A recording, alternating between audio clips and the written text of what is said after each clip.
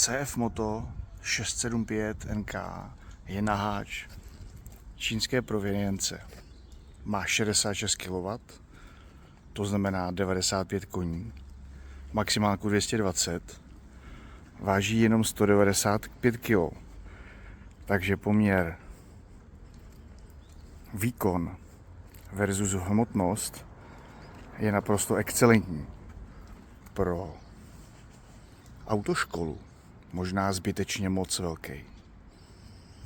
Motocykl má tlumič řízení, má samozřejmě ABS vepředu i vzadu, má nastavitelné vidlice, má chlazen kotouče, přední brzd, má taky padací rámy, kdyby náhodou to někomu nevyšlo. Rozhodně, ale má taky quick shifter a určitě je určený pro výcvik u nás v autoškole na skupinu A.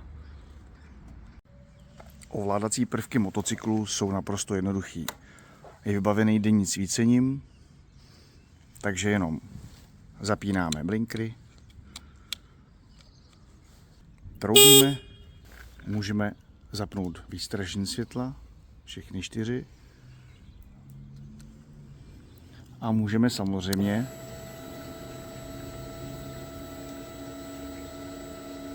taky startovat. Díky této výbavě je kontrola vozidla před výjezdem podstatně méně náročná. Řekli jsme si základní věci k tady tomu motocyklu CF Moto 675 a teď to, co budete muset předvést u zkoušky, to znamená kontrola vozidla před výjezdem. První věc, podíváme se, jestli z vozidla nic nekape. My jsme projeli loužema, takže tady teď je samozřejmě trošinku vody, ale z motocyklu jako takového žádný únik kapalin není. První věc, která se zkontroluje, jsou pneumatiky. Pneumatiky musí být nafoukány na správnou hodnotu, mimochodem kontroluje se to za studena. Pneumatiky na motocyklech mají mít minimální hloubku vzorku 1,6 mm. Další věc, která se na nich kontroluje, je zkrátka jejich stav. Jestli nejsou poškozené, jestli tam nejsou praskliny, jestli na těch pneumatikách není defekt nebo zaražen hřebík, jiný cizí předmět, protože během jízdy by nám mohl vypadnout a způsobit prudký únik tlaku. Když už koukám na pneumatiky, podívám se taky na kola jako taková. Máme tady kotouče, máme tady brzdy, brzdové destičky.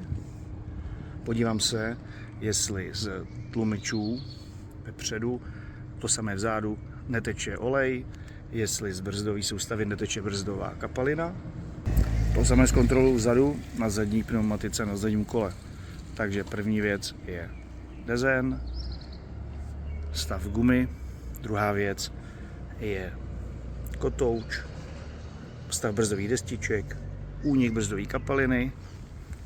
Když už se u motorky schýbnu, tak se taky podívám na řetěz.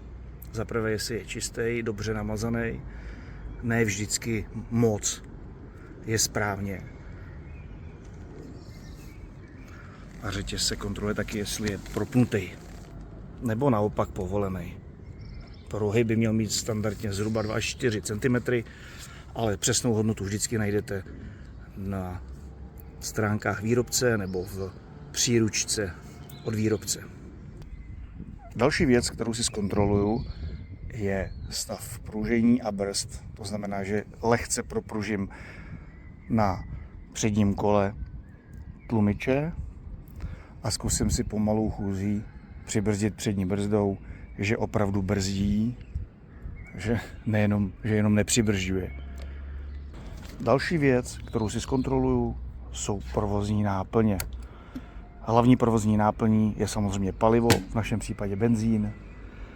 Podívám se do nádrže, nemusím. Vidím tady na displeji, kolik mám dojezd. V našem případě je motorka prázdná, je na rezervě. To znamená, že doplnit palivo je teď rozhodně potřeba. Další provozní náplně, které se kontrolují, jsou na levé straně, je tady pod tím plastovým deklem expanzní nádobka, takže tam se doplňuje anebo kontroluje chladicí kapalina. Když se podíváme full a low, max a min. Krásně je to vidět. Další provozní kapalina je tady. Na pravém řídítku je brzdová kapalina pro okruh předních brzd. Zase je tam max a min, jednoduše zkontrolujeme. Protože jsme se bavili o přední brzdě, zkontrolujeme taky nádobku pro zadní brzdu. Tady nikde není vidět, ale je skovaná pod plastem na pravé straně a když se pořádně podíváme, tak zase tam vidíme dvě hodnoty. Maximum a minimum.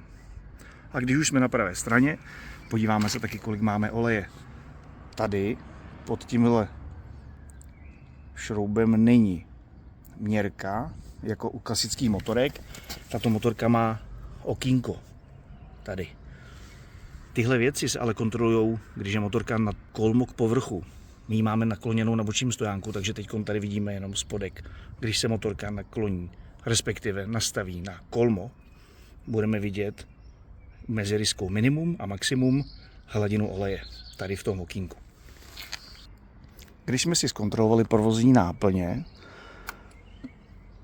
tak si zkontrolujeme taky osvětlení.